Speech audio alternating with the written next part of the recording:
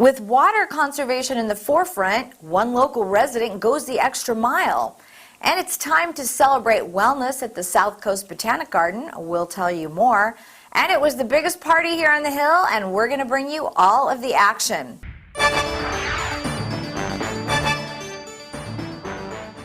The race is on to conserve water. Peninsula residents are moving forward with plans to reduce their water use and comply with statewide restrictions due to the drought. Cal Water has issued water budgets to its customers, and the West Basin Water District offers free classes to educate the community about current water issues. Liz Brown-Swanson joins us from the West Basin's Water Recycling Facility in El Segundo. Thanks, Maria. Yes, I have my hard hat on, and we're ready to take a tour of the West Basin Municipal Water District's world-class recycling facility, and we're going to catch up with water experts as they help us navigate our way through the drought. We are a wholesaler of water. We were established in 1947 to bring new water to our basin, and we joined Metropolitan Water Agency in 1948 to bring that water in. And we sell that water. We're a wholesaler, and we sell the water to the retailers. West Basin is like a lot of Southern California water agencies. We are looking to create local drought-proof supplies. So since 1995, we've been doing conservation and recycling. We also do a little groundwater cleanup from water that got polluted by the ocean many decades ago, and we have been researching ocean water desal so that when the time is right for us to use that, we'll be ready. First of all, this is a one of a kind in the entire world. No other public water agency makes 5 types of waters out of wastewater or sewer water. Now, the water we're looking at, where's this water coming from? It's coming from the Hyperion wastewater treatment plant. It's water that would normally be going to the ocean. So we have a pump station over there, and we literally pump it over here and then start purifying it, making it fit for purpose for use from everything to landscape irrigation to indirect drinking water. How many gallons of water then do you pump out of here? And how many customers do you technically serve, or people? 40 million gallons a day. We have approximately 300 sites that use our water. We have about 150 miles of purple pipe to distribute that recycled water. This is really the time to put it up another notch for conservation. The state is talking about fines, and the way to avoid those fines is for everybody to pitch in and conserve a little bit more. Fix that leaky sprinkler, cover that swimming pool, maybe take a section of the lawn and convert it to California-friendly garden. We have classes on landscapes. We have classes on how to improve your energy in your house. And again, tonight you're teaching Water 101. It's just one night of class? Yes, it's about a 2-hour class, and then we culminate the class on a tour of the recycling facility. We teach people, show people how in 20 minutes we can take wastewater, i.e. sewer water, and make it better than bottled water. And that's an exciting thing to learn and see. As we wrap up our tour here at West Basin, Ron sends all of the guests off with, yes, a fresh glass of recycled sewer water. So cheers. Cheers. And thank you for the tour. Thank you. Good to the last drop. And on that note, I'm going to let everybody know if you want to take a tour, check out the website at westbasin.org. Back to you, Maria, in the studio. West Basin also has a hotline number at 310-660-2243. You can get more information there about upcoming tours for the Water 101 classes. Meanwhile, the Metropolitan Water District of Southern California has relaunched its turf removal rebate program. Residents who apply can save water and cash by replacing lawns with drought-resistant landscapes. Liz Brown-Swanson caught up with one of RPV's former mayors who installed a water-friendly yard. Right now, we're all focusing on ways to conserve water. I caught up with our former mayor of RPV, Ann Shaw, as I stand now in her new drought-resistant garden, where she's been able to not only conserve water, but save cash. My water bill kept going up, and then I was aware of the drought, and I thought, should I do this? Could I do this? And I decided I could. This is called the turf removal program, and I went online, and it's important if you're going to do this to do all this before you start your landscaping. What you have to do for the turf removal program, you have to send them shots of your lawn that you're going to remove, and they want 5 colored. It's very important that they are color photographs, and so I took 5, plus they want a copy of your water bill. And then you send that in, and you have to receive their approval before you can start your project, or at least if you want the rebate money. I got back almost $5,300. Now, my project was about twice that much, but I felt it was well worth spending that to help the environment. And of course, you got the $5,300 because they gave you $2 per square foot. $2 a square foot. What about what's happening with your water bill? Oh, well, my water bill, I've cut it half, at least. And so it's just a very nice feeling. The former mayor, of course, wants to get the message out about how important it is for water conservation. And as president of Peninsula Seniors, she put in the newsletter her efforts here to put in a drought-resistant garden. And I caught up with some of the Peninsula Seniors to find out about how they are dealing with the drought. Indoors, well, if I wash, for example, washing vegetables, you can save a lot of water.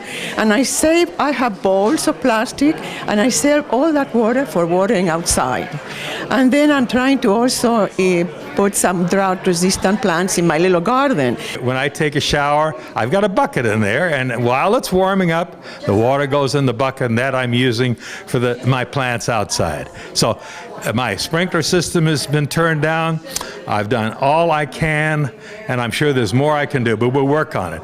As far as drought-resistant plants, a friend of mine and I have gone to the sessions, and we have booklets on it, and we're going to put in succulents and all this. We're trying to do the right thing. So to find out all about conservation water rebate programs, you can log on to bewaterwise.com. It's all about using water wisely and efficiently. Back to you, Maria, in the studio. Cinderella found the pet that fits her perfectly. Tiana gave her pet the royal treatment. Belle found beauty where no one else did. And you can too. Share your heart. Share your love. Bring home your forever friend. Make a shelter pet part of your world. Happily Ever After begins at theshelterpetproject.org. The number of rescue operations off our peninsula's coast has been growing. We want to remind all residents to be aware of the dangers in our water and how to prevent a tragedy. Always know your location. Many beach areas tend to look the same. Make sure you have a phone in case of emergencies. Always swim with 2 or more people. Be aware of sharp rocks and riptides. Always adhere to posted signs. When you follow these rules, you take the danger out of your day at the beach. SoCalWaterSmart.com is another website to find out about the terms and conditions for receiving turf removal rebates. Last month, the Metropolitan Water District voted to approve $350 million for the program. Applications for rebates are on a first-come, first-served basis. Memorial Day has come and gone, yet we honor our veterans all year long. Liz Brown Swanson joins us from Green Hills Cemetery, where thousands gathered to reflect and remember those who served. The 30th annual Memorial Day observance here at Green Hills brought the community together to pay tribute to the men and women who have served our country. It was also extra powerful as this moving wall behind me was brought here to remember all those who lost their lives in Vietnam. We remember our veterans and the people who gave the ultimate sacrifice for our country. This is really a sort of a healing for Vietnam vets. I actually have a friend that's on the wall that I served with, and I'm here to recognize him and to honor him today.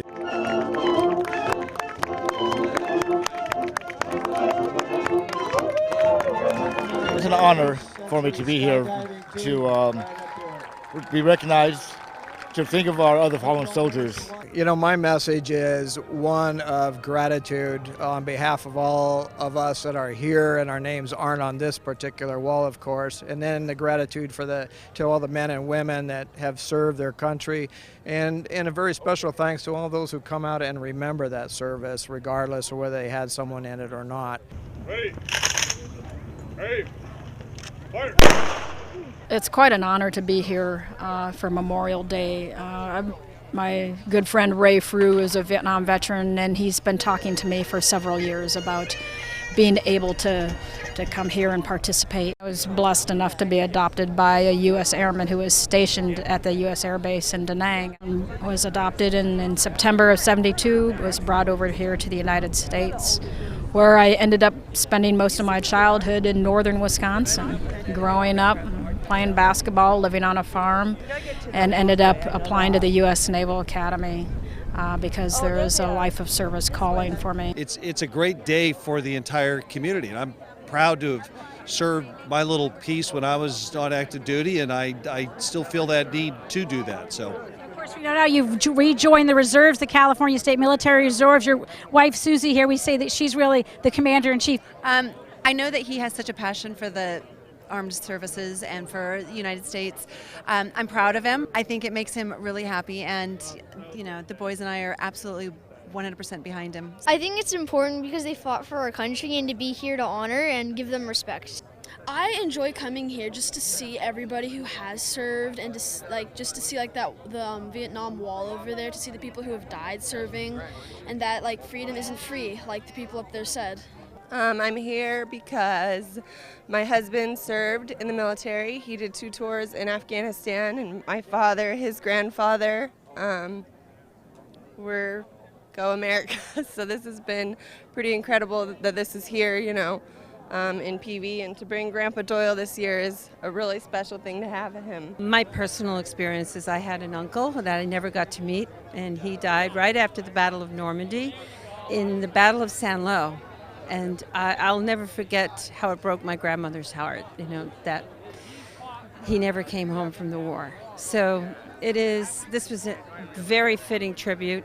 I've got former friends on that wall, that moving wall, and it is something we will never forget. Every day I try and remember my fallen brethren. I had an Air Force Academy roommate of mine that died at too young of an age, Michael Norman Ayat. I always try and say his name as much as I can and when appropriate.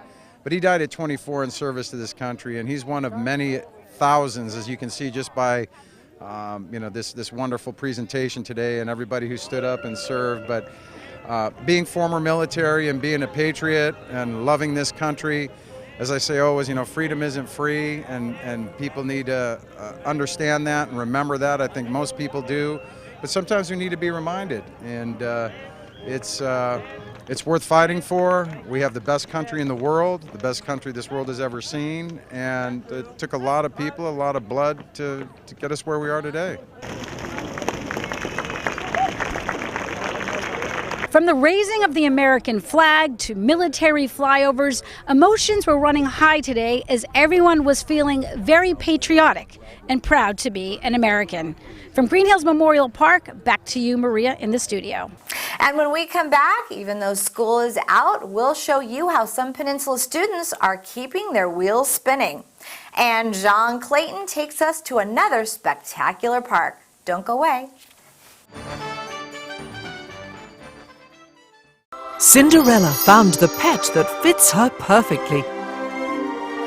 Tiana gave her pet the royal treatment. Belle found beauty where no one else did. And you can too. Share your heart. Share your love. Bring home your forever friend. Make a shelter pet part of your world. Happily Ever After begins at theshelterpetproject.org. The number of rescue operations off our peninsula's coast has been growing. We want to remind all residents to be aware of the dangers in our water and how to prevent a tragedy. Always know your location. Many beach areas tend to look the same. Make sure you have a phone in case of emergencies. Always swim with 2 or more people. Be aware of sharp rocks and riptides. Always adhere to posted signs. When you follow these rules, you take the danger out of your day at the beach. Well, school may be out for the summer, but just before it ended, Peninsula students of all grades gathered at PV High to showcase their greatest inventions and the latest in technology. Liz Brown-Swanson reports. Well, from a solar canoe to an electric vehicle to a robot that will take out your trash, it's all here at the 4th annual STEM Symposium hosted by the Peninsula Education Foundation at PV High. Let's check out all these amazing projects and incredible kids. This is our solar-powered canoe. It is part of the Solar Cup competition that we race in each year, and basically we build a canoe that is solar powered that can compete in an endurance race and in a sprint race. I'm Julia, I'm a freshman at Penn, and this is our robot from this year's first robotics competition. Our challenge this year was to stack boxes called totes, and our robot this year went to 2 different competitions and got 3rd place. Woo! STEM stands for Science, Technology, Engineering, and Math. So much is happening at the STEM Symposium. We have 17 schools represented, all of their engineering projects. The Palos Verdes Peninsula Unified School District is one of the first in the nation to have even an elementary engineering program, so elementary kids are here. The Peninsula Education Foundation funds all of these programs. We fund the materials, we fund the teacher training. That's to the tune of about $300,000 out of our $3.4 million pledge. In 8th grade, I focus on 3 main concepts, flight and space, science and technology, and electronics. And so right now we've got Arduino kits that kids are making different digital electronics using the Arduino kits. My project's Arduino based, and Arduino is kind of like an open source electrical system. You're connected to the Arduino, and then when you step on one of the foot pads, you'll be connected, and it'll count as a key click. So you can play games that use arrow keys or key clicks. STEM programs are phenomenal. It's an opportunity for kids to get in there, do hands-on stuff, do troubleshooting, do some critical thinking, and working together as a team, which is another key component for when you grow up, no matter what you end up going into. When I grow up, I have not really decided what I want to do, but it's definitely something related to science and technology. I want to design robots to do certain tasks, like rescue tasks. This is our claw, and it can lift things up or put things down, and I think everything here is really cool. All right, as I wrap it up here at the 4th annual STEM Symposium, one thing's for sure, so much energy in this room, and there's so much talent. Back to you, Maria, in the studio. And now it's time to check out another park in our community. John Clayton joins us from a park with quite a spectacular view. We're sitting in Hess Park and we're talking with Nancy Silver. Nancy Silver is the Recreation Parks Manager of the city. Nancy, first of all, tell us, welcome. Tell us a little bit about the park that we're sitting in. Well, the official name is Fred Hess Jr. Community Park, and the park was named after Fred Hess Jr., who was instrumental in the incorporation of the city of Rancho Palos Verdes. He was a lawyer. I think he lived in Rolling Hills, but he was very involved in the art incorporation, and I think they decided as a nice gesture when he passed away at 49 to name the park after him. It's a little over 28 acres. 10 of the acres are part of this Upper Hess Park area, which is developed, and the other 18 acres are part of the Lower Hess Park area, which has a little bit of development, but not too much right now. It was slated to be a school, actually, part of the school district, and lucky for us, we got it. And there was nothing here. I see there's a lot of areas here right behind us there, slides and sort of things for kids. Did the city install all that? Yes, this playground has been installed here. It, had to meet the California standards, and we've got the picnic areas here, and we've got just a few steps up, we've got a little tot lot playground. That's for younger kids. A little what? It's called a little tot lot. It's a little tot lot for little kids, and not too much there, but just perfect for them. Perfect, just all small scale. What about things like parking? Is there good parking here? Yeah, I think there's pretty good parking. We have 101 parking spaces, and we have 3 handicap accessible parking spaces in our lot. So it accommodates, I think, quite a good crowd. And the last question is, what about opening and closing times? Is there any set specific time that it's open and closed? Yes, Hess Park is open year-round, actually, and during the week, Monday through Friday, it's open 9 a.m. to dusk. And then during the weekends, it's open 10 a.m. to dusk, and that's actually year-round hours. So come on down to, here we are in the center of Los Angeles County, and come on down to this really countrified, glorious area where you'll feel you're back in the country. Look at this gorgeous scenery, things for kids to see and do, the ocean in the background. My goodness me, what a wonderful place to come and enjoy and have a picnic and do fun things. Thanks, John. And when we come back, it was a party that rocked the peninsula. We were there for all the fun. Were you? And it's time to enjoy a day in the garden and support a great local charity. We'll be right back. The new ProLight laser can pick up a speeding car, even in traffic.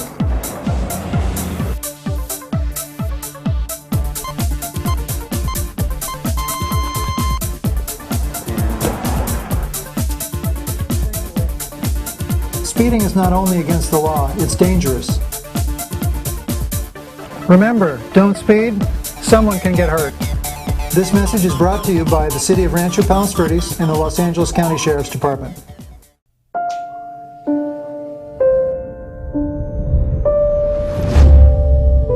What if a disaster strikes without warning? What if life as you know it has completely turned on its head? What if everything familiar becomes anything but? Before a disaster turns your family's world upside down, it's up to you to be ready. Get a kit, make a plan, be informed today. Learn how at ready.gov. It's time to celebrate wellness. Join the cancer support community Redondo Beach for the 19th annual Celebrate Wellness event at the South Coast Botanic Garden. The event is Sunday, June 28th from 3 to 7 p.m. All proceeds from the event benefit more than 160 programs offered per month by the cancer support community.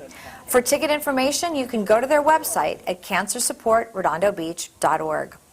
And finally, it was the biggest party on the hill, and we were there for all the fun. The Palos Verdes Street Fair and Music Festival brings out over 40,000 people, and some of their best friends came along as well. RPV TV caught up with some local residents, including our mayor, Jim Knight, who was there to enjoy the day.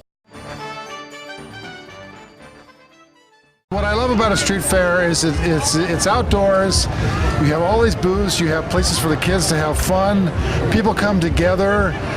There's great types of information. There's also information for people how to save money on their energy, and then they can go to another booth, and if they love the jewelry or arts and crafts they have, they can do that. But I love outdoor fairs. It just brings the whole community together on a gorgeous day like we have today. Now also the RPV, the city of RPV has a booth here this year. That's right. We want to make sure our community knows what the city's doing, what services we have to offer them, and let them know about our website, which is robust with information to help them either save energy or find out what the water conservation programs are and so on. What's your favorite thing about the fair? I love the henna tattoos and seeing the dogs. Very good. Okay, Mom. All of it, just the atmosphere. We come every year, so everything's always great, and the food. Yeah. Okay, now Nick, what's your favorite part of the fair? The puppies and the rides. And those apples were amazing. In fact, I'd like to have one right now for lunch. And that will do it for us. From everyone here at RPV TV, make it a great day.